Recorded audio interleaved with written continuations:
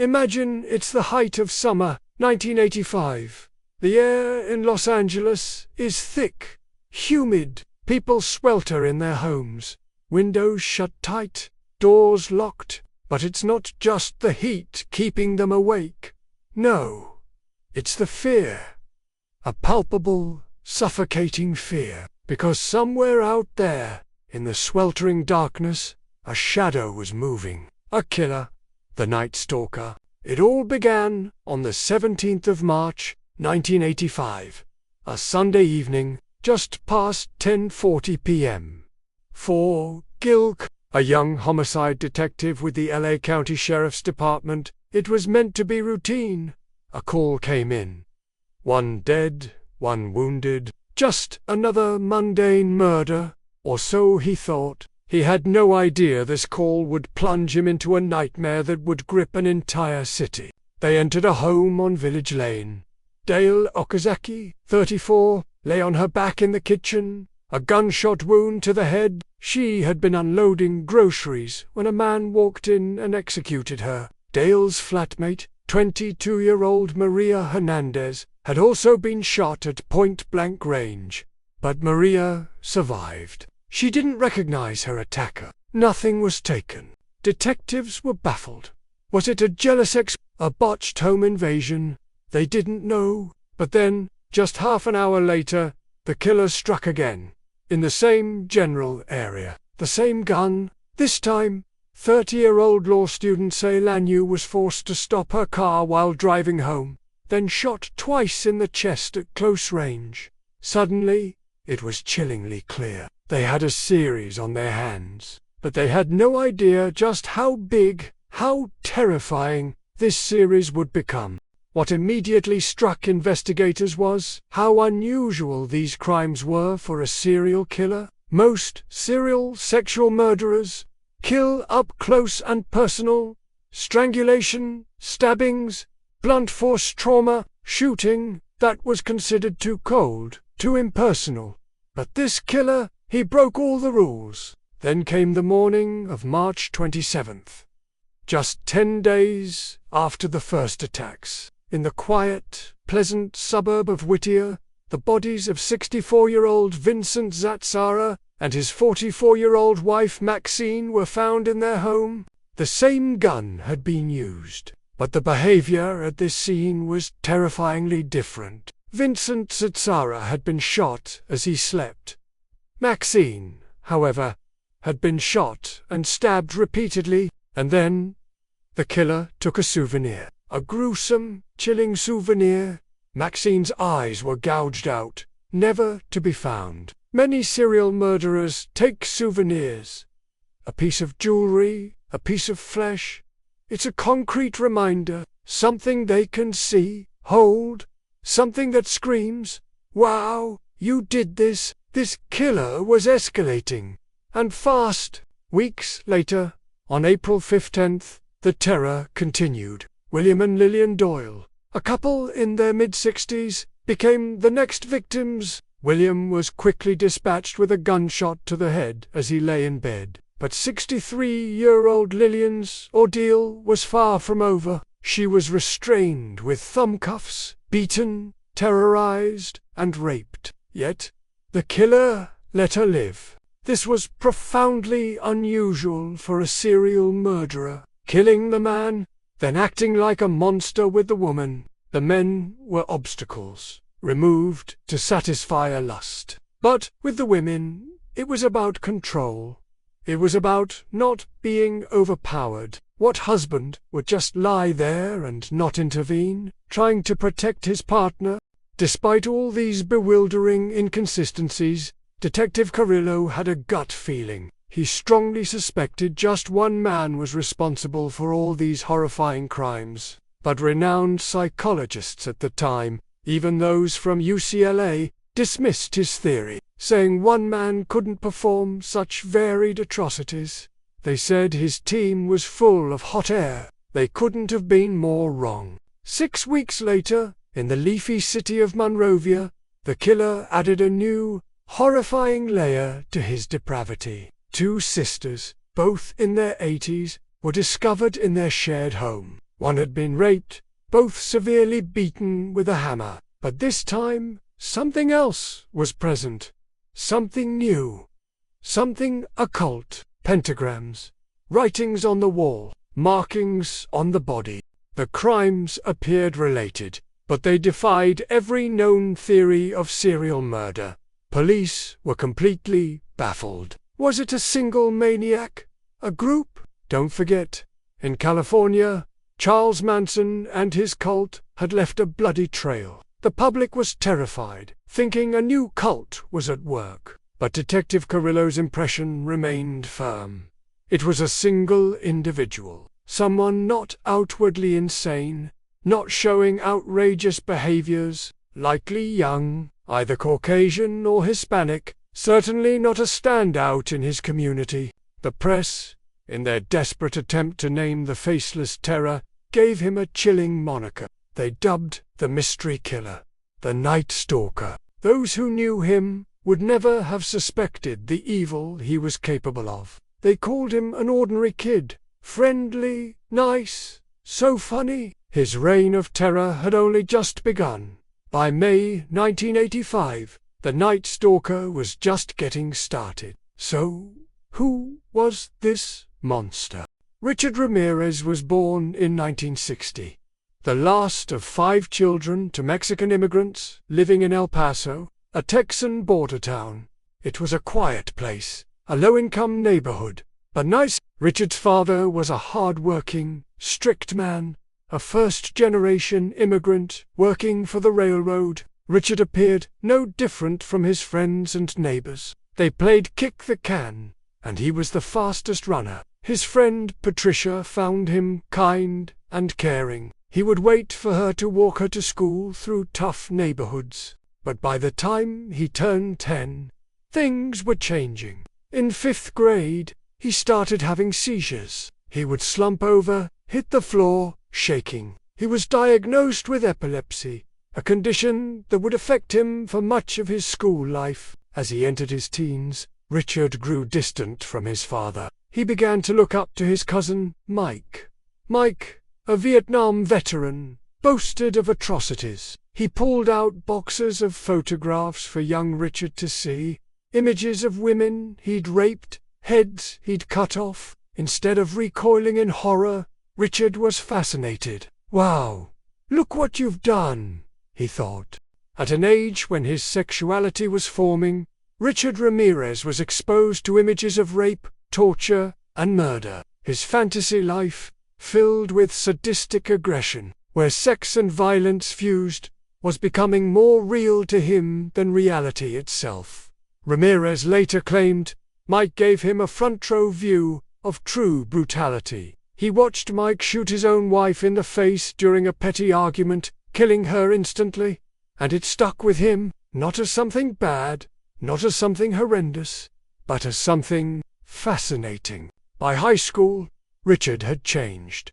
He no longer said hello. He hung out with boys who did drugs. Many second-generation immigrants, like Richard, sometimes become disillusioned, seeing their parents work hard for little. This might have fueled his Ramirez became deeply interested in hard rock and Satanism. He dropped out of school and started living on the fringes of society, sometimes even sleeping in a local cemetery. Right from the get-go, he stole everything he could get his hands on. His neighbors called him Dew's Fingers, Ricky Rabone, Ricky the Thief. After an attempted rape in an El Paso hotel, Ramirez fled to California. He became a cocaine and alcohol addict, living in Los Angeles' Skid Row, a scruffy area riddled with homelessness and drug use. He lived in flop houses, places to get high or recover.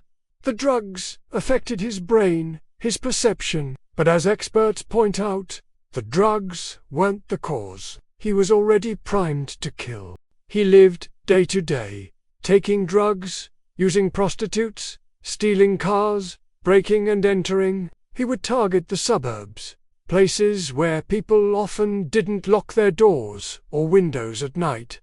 For Ramirez, this was heaven. He'd slip through unlocked doors and windows, first just to burglarize when no one was home. but he grew bolder, and bolder, and bolder. While most burglaries are for material gain, a small, terrifying group are sexually motivated. The act of burglary itself, the looking, provides stimulation. And since about half of burglaries happen in the evening, when victims are often home, it's a chillingly easy progression from voyeurism to breaking and entering to sexual assault or even sexual murder. By May 1985, Richard Ramirez had killed at least 8 times, and his violent home invasions were about to escalate, plunging the people of Los Angeles into an unprecedented panic. Los Angeles County was in the grip of a vicious serial killer.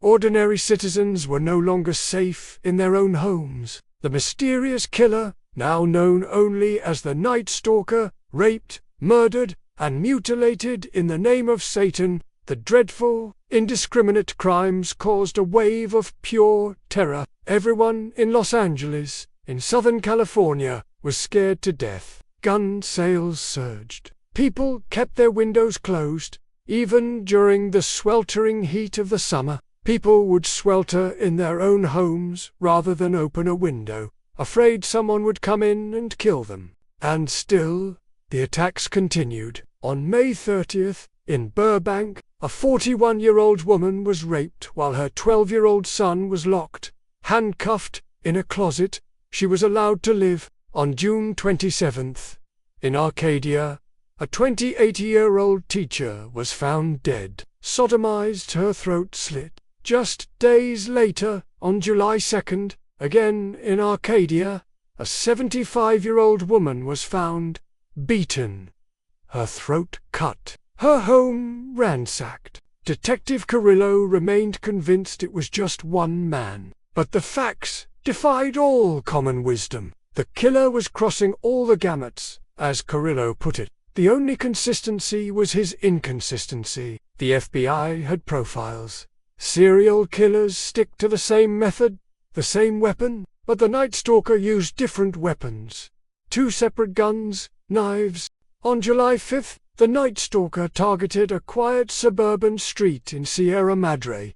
He entered the bedroom of Whitney Bennett, a 16-year-old schoolgirl. Her parents awoke to her screams, finding her on the floor, covered in blood. The suspect had confronted her in bed, beaten her with a tire iron, tried to strangle her, then left her for dead. 4 feet of sutures were needed to close the wound on her head. These cases took their toll on the police. Detective Carrillo himself felt it. On July 7th, another sweltering hot night, he was home alone. For the first time, he slept with his gun on the nightstand. He woke up, sweating, nauseated. Convinced the Nightstalker was in his own house, he cleared his house, gun in hand, as if looking for a burglar. Then the phone rang. It was his desk, telling him to call his friend Linda. Crime scene investigator Linda Martinez had woken with a start at 3 a.m. Her neighbor, Sophie Dickman, a woman in her 60s, was crying out for help. She'd been robbed and raped, handcuffed to her bed. Linda recognized the voice. It was him. Detective Carrillo recognized the hallmarks of a Nightstalker attack. The words the killer had verbalized.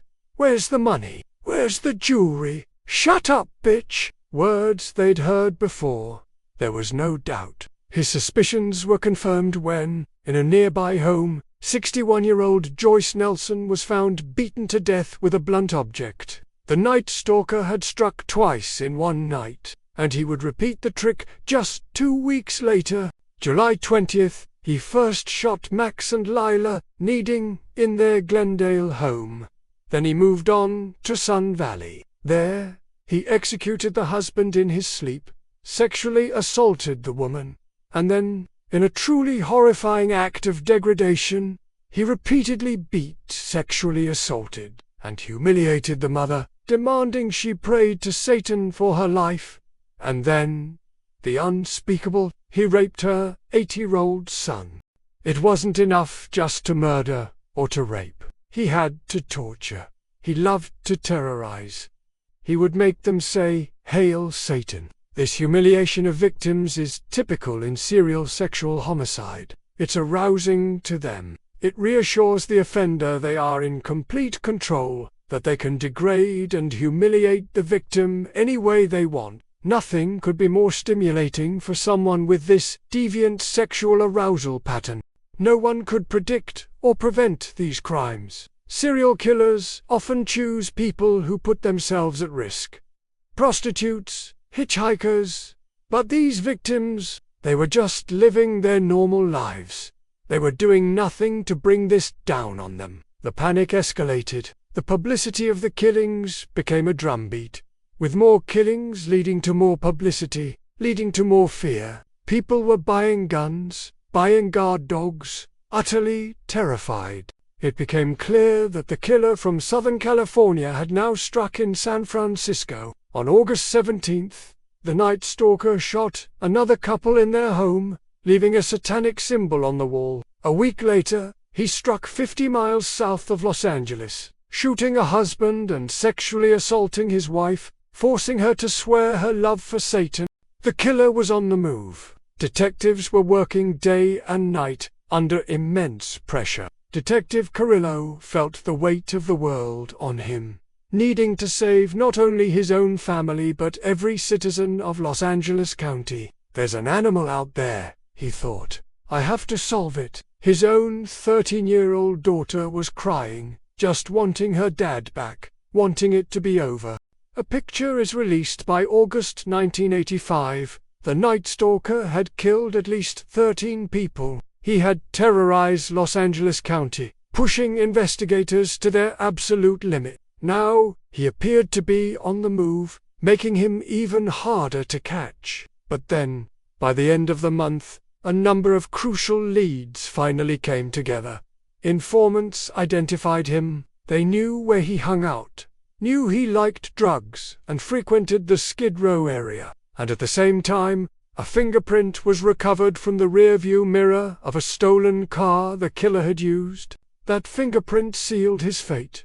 They identified him, Richard Ramirez, the sheriff of LA County, the chief of police of LA City, the chief of Glendale, made a decision. They were going to release the killer's picture to the press immediately. When his childhood friends and neighbors saw his face plastered across the newspapers, they were in shock. "Oh my God! Look, that's Richie!" they exclaimed. They couldn't comprehend him doing something like that. Not with his personality. On the morning of August 29, 1985, Richard Ramirez arrived back in Los Angeles after visiting a brother in Arizona. He walked into a convenience store to buy some candy. He noticed people looking at him, then quickly looking away. As he waited for his change, he looked at the newspapers on the counter. 4 or 5 papers, all from LA and the surrounding area. Every single one had his picture, his photograph.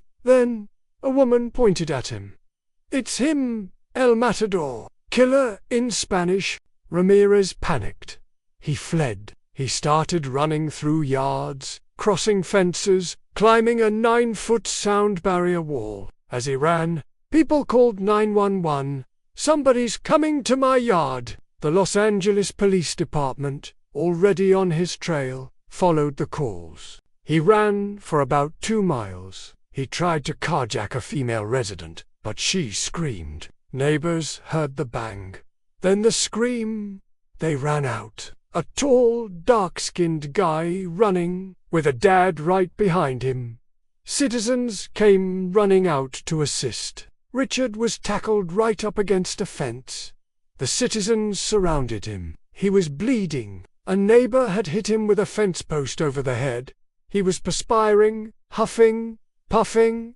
He looked tired and scary. Very scary. People came out with the newspapers, pointing. "That's the killer, the Matador, the Night Stalker." With Ramirez finally in custody, officers came face to face with the killer for the first time. Detective Carrillo remembers it vividly. He just had this evil look in his eye. He just looked so sinister, as if he were possessed. He just looked evil. Carrillo tried to play with his anxiety levels, making them go up and down. At one point, Richard was almost hyperventilating, his head down on the table. Carrillo, knowing Richard was into Satanism, even felt a momentary fear. If this guy starts levitating, I'm out of here. Despite the wild man photos, Ramirez wasn't somebody you'd point out and call crazy. He was far more intelligent than Carrillo envisioned. He was articulate, more so than most murder suspects. Ramirez revealed he was well schooled in murder. He was well read. Despite dropping out of school, he was fascinated by murder, by past serial killers. He could tell you everything, from the Romans feeding Christians, to lions, to modern-day serial killers. When he was taken to his first cell, he was excited to learn it was the same cell that Angelo Buono, part of the Hillside Strangler duo, had occupied. The Night Stalker had petrified California, haunted detectives Salo and Carrillo for 5 months. Now, he was finally behind bars. Carrillo remembered seeing his mother and sisters, all crying, tears of relief. It was over, he told them. It's over. In 1989, Richard Ramirez was found guilty of 13 murders and 30 attempted murders, rapes, and sexual assaults. He was sentenced to death. So, what drove the Night Stalker to become one of history's most savage serial murderers? Were the lessons he learned in his upbringing to blame, or was Richard Ramirez simply born to kill? Some argue there was nothing in his upbringing that was more unusual than many others. Many successful people have gone through hell being raised and come out fine. This could be a case, they say, of a bad seed. No matter how he was raised, he was destined to do what he did. After all, a lot of people grow up poor, a lot are abused, but they don't all become monsters like Richard Ramirez. There's certainly no evidence presented that he was abused or deprived as a child. The best way to look at it, some experts suggest, is from a biopsychosocial approach, with a heavy emphasis on neurobiology, hormonal, chemical, electrical brain damage, some combination of factors, plus psychosocial stressors. Many things have to go wrong for such an individual to be created. Was he born with something in his genes, added to by his experiences? Like a recipe, with ingredients added until you have the born killer? But then there's the counter-argument. I don't believe anybody is born with this in them. One expert states, this, they say, comes about from something they've learned, something they've seen, something they've decided to do. Richard had the liberties to do whatever he wanted, was a drifter early on. Couple that with narcotics activity, the drugs. That definitely causes problems in the mind. I don't think anybody's born like that. They conclude, they learn, they see, and they do. The truth may forever remain shrouded in the darkness that surrounded Richard Ramirez. Was he a product of his twisted environment? A mind warped by violence and addiction? Or was the evil always there, lying dormant, a ticking time bomb waiting for the right moment to explode? We may never truly know. But one thing is certain. 4-5 harrowing months in 1985, the Night Stalker plunged California into a fear unlike any other. A fear that, even decades later, still chills us to the bone. What do you think? Was Richard Ramirez born a monster, or did he become one? Share your thoughts in the comments below.